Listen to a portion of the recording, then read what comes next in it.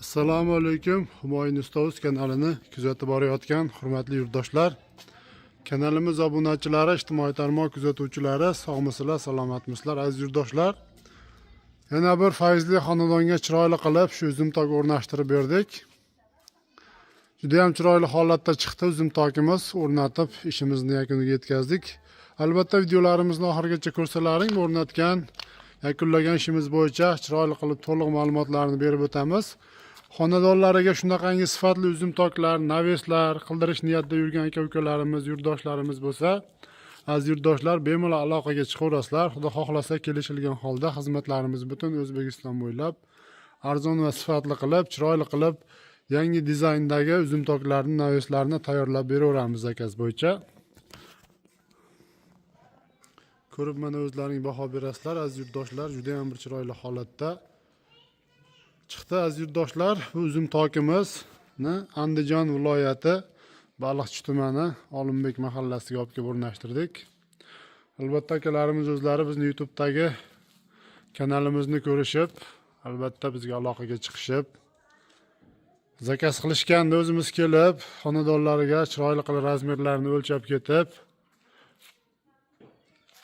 yasab bitqazib, mana kelishilgan holda chiroyli qilib olib kelib ustanovkasini qilib berdik. Uzum tokimiz juda ham chiroyli holatda chiqdi aziz yurtdoshlar. Bu uzum tokimiz hamma yo'g'i profildan yasaldi.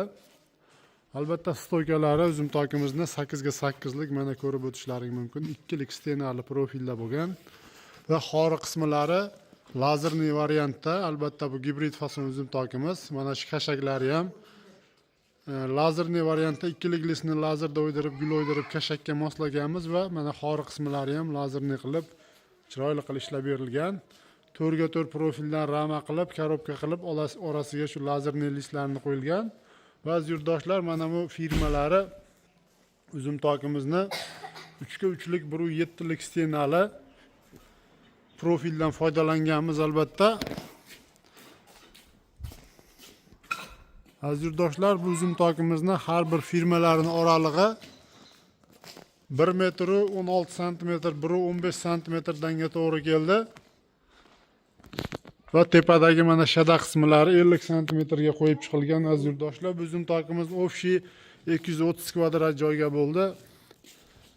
Bu yog'i uzum tokimizni katta tarafi 6,5 metrga 20 metr razmerda, narigi kichkina tarafi 4,5 metrga 18 metr razmerda bo'ldi.